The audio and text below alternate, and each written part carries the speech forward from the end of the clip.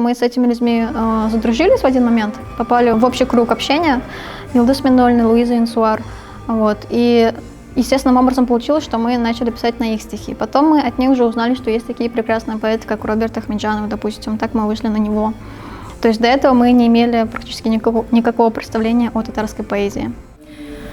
Следующий трек на стихи Луизы Инсуар.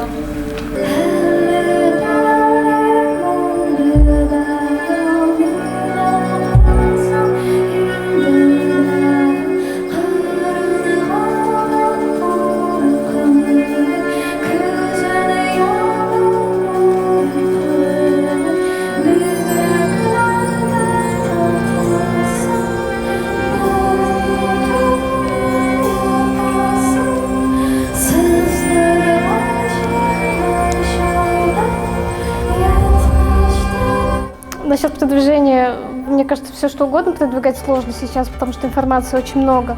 Повсюду просто тонны новой музыки, картинок, видео, клипов. Я точно знаю, что наш альбом ждали как татары, так русские, так вообще неважно кто, то есть вне зависимости от национальности, от языка.